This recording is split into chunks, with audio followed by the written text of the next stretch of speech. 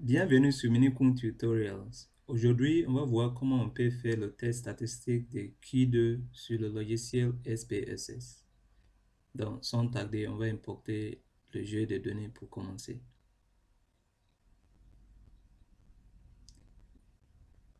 Je vous montre d'abord notre jeu de données. Il s'agit d'un fichier Excel et on va l'importer sur SPSS pour commencer. Donc, pour importer le fichier sur SPSS, c'est très simple. Je vous montre comment. Vous allez cliquer sur Fichier. Après, vous descendez, vous cliquez sur Ouvrir et vous allez ouvrir les données. Donc, vous cliquez sur Données. Ça nous ouvre ces fenêtres. Après, vous allez cliquer sur ici c'est-à-dire pour parcourir et choisir là où vous avez mis votre fichier. Nous, on l'a mis sur le bureau, je vous ai montré. Donc, on va cliquer ici, on choisit Bureau.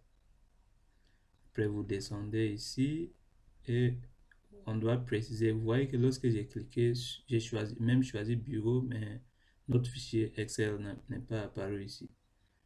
Donc, on doit préciser le type de fichier. Il ne s'agit pas par défaut, il nous dit qu'il s'agit d'un fichier SPSS ou SAV alors qu'il s'agit d'un fichier Excel. Donc, il faut qu'on lui précise. Il s'agit bien d'un fichier Excel. Vous voyez que automatiquement notre fichier Excel est apparu ici. Donc, on va cliquer, sélectionner. Après, on ouvre. Après, on dit OK. Et automatiquement, il nous a importé notre jeu de données. Vous voyez. Excusez-moi, je vais pour que ce soit plus joli. Voilà.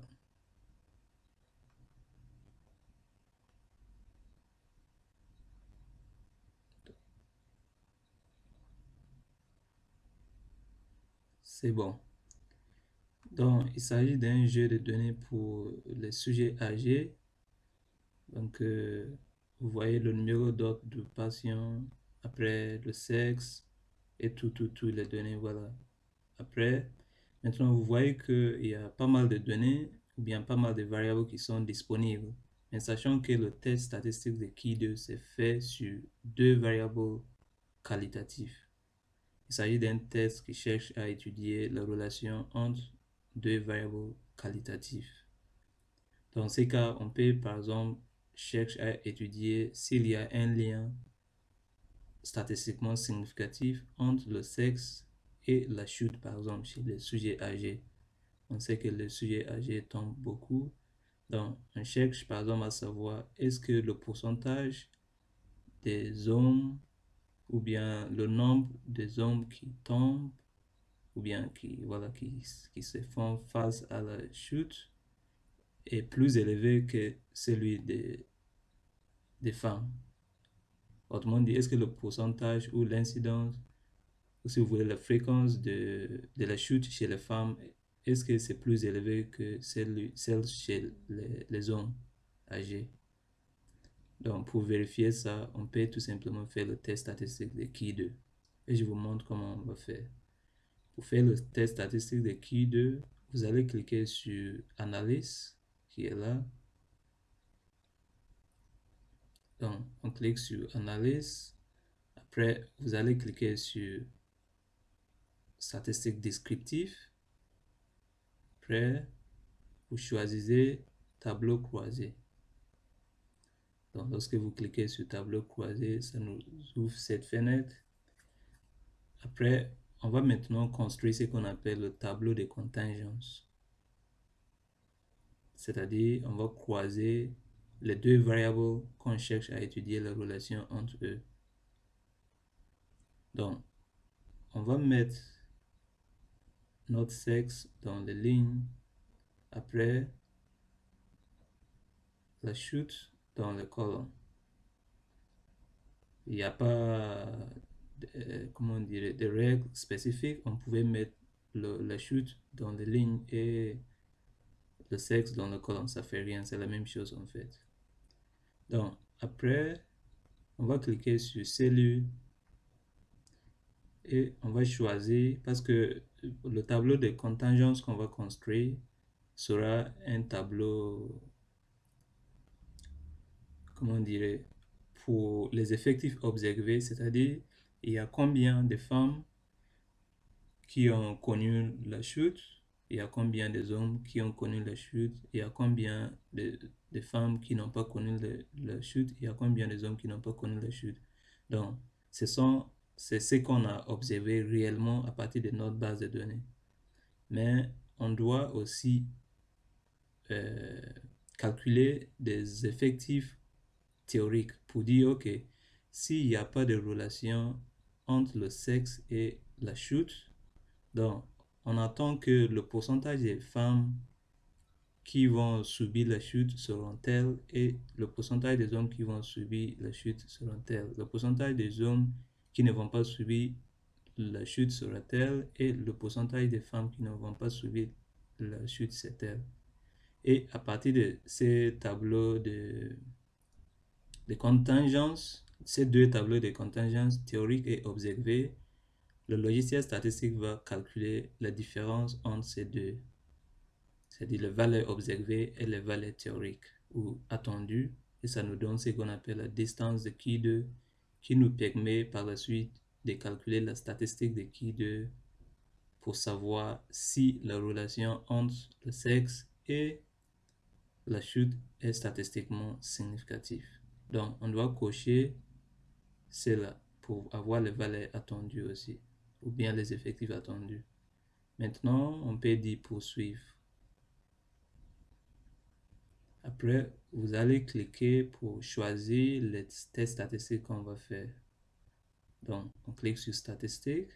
Après, on choisit notre test de Key2. Après, il y a d'autres choses. Après, en ce qui concerne l'effet size, c'est-à-dire pourquoi l'effet size est important, le texte de Key2, comme n'importe quel autre test statistique, va nous permettre de dire, voilà, à travers le p-value, bien sûr, si c'est significatif ou pas, si la différence entre comment dirait, le pourcentage ou l'effectif de la chute chez les femmes, est-ce que c'est statistiquement significatif ou différent de celui chez les hommes. Mais ça ne nous permet pas de quantifier cette différence. Donc, on a ce qu'on appelle l'effet taille, en English, effect size. Et il y a plusieurs types d'effect size. Nous, on va choisir Phi et V de Kramer.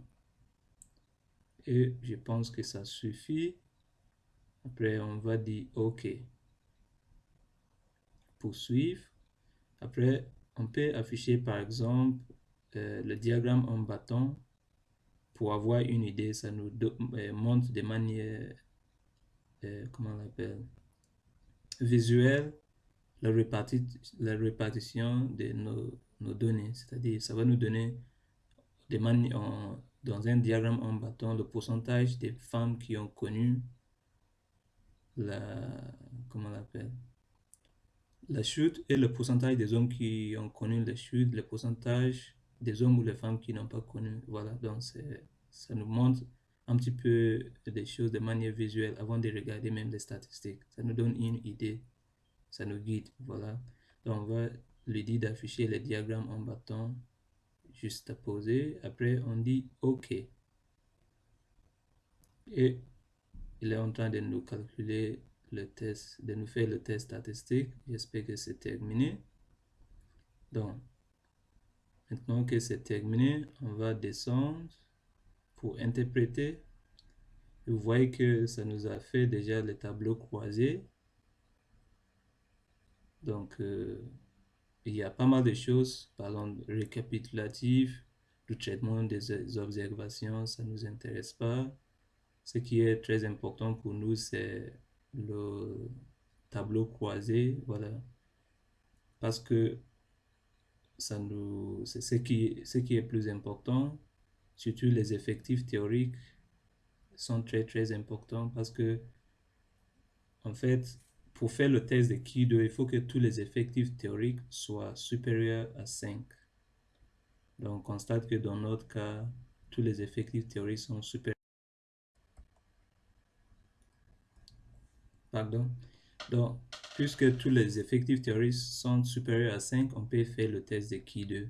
Il a déjà fait le test, mais le problème avec SPSS, c'est qu'il sort tout l'ensemble des tests possibles.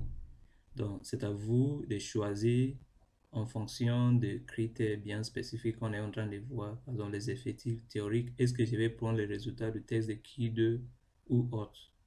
Donc, lorsque tous les effectifs théoriques sont supérieurs à 5, on peut, on peut prendre les résultats pour le test de Ki2 et dans ces cas, ils sont tous supérieurs à 5.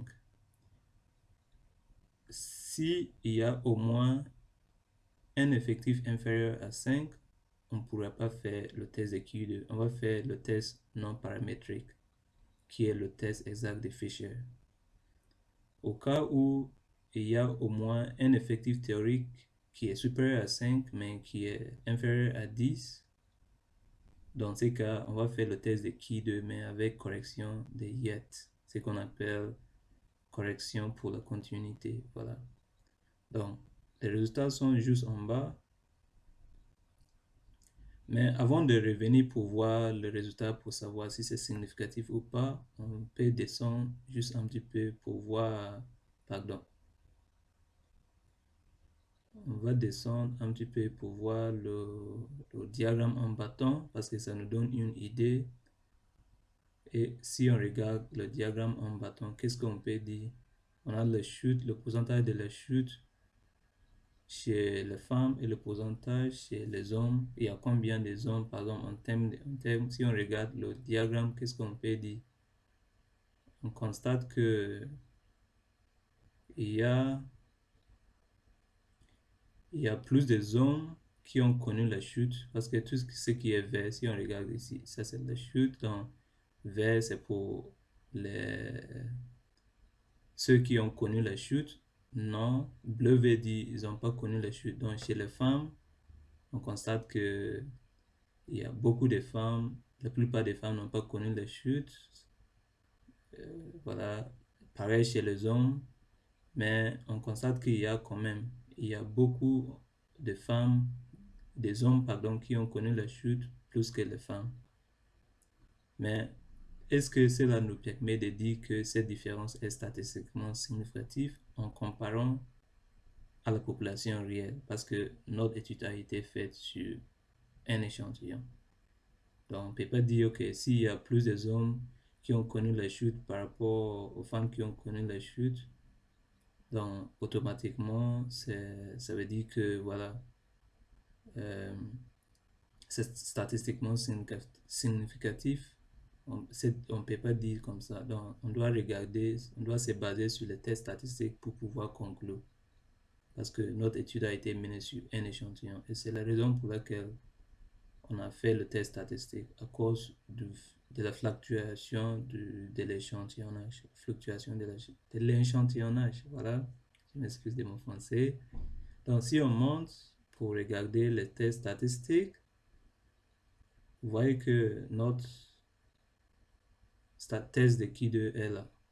Tout à l'heure, on a vu les effectifs théoriques et on a dit que tous les effectifs théoriques sont supérieurs à 5. Et donc, on peut faire le test statistique de Ki2. Bien sûr, sans correction. Donc, ce sera le Ki2 de Pearson parce que il n'y a pas d'effectif théorique qui est supérieur à 5 mais inférieur à 10.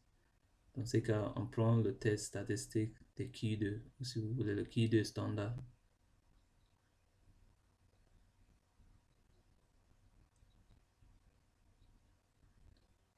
Voilà. Donc, voyez ici nos résultats de test statistique de Ki2.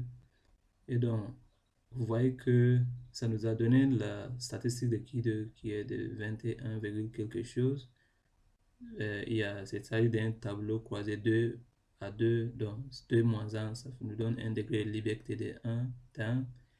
Et vous voyez ici la p-valeur qui est inférieure à 0,05, donc c'est très significatif. Il est de 0,0000. Voilà.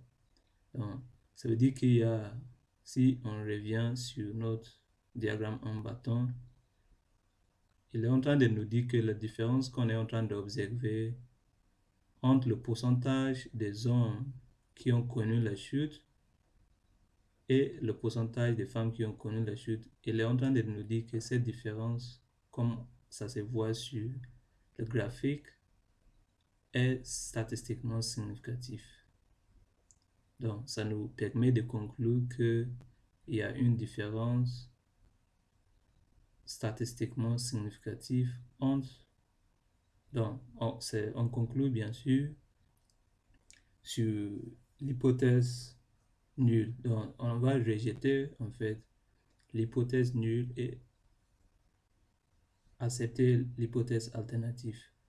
Parce que d'après le test statistique, cette différence qu'on est en train d'observer est réelle et elle est statistiquement significative car la p-valeur est inférieure à 0,05. Voilà comment se fait le test statistique de Key2 sur SPSS. J'espère que c'était clair et si vous avez des questions ou des remarques à faire, n'hésitez pas de laisser ces dernières au-dessus dans les commentaires, la boîte de commentaires. Je vais vous répondre avec plaisir. Si c'est nécessaire, je pourrai vous répondre avec une autre vidéo. Merci et veuillez vous abonner. Au revoir.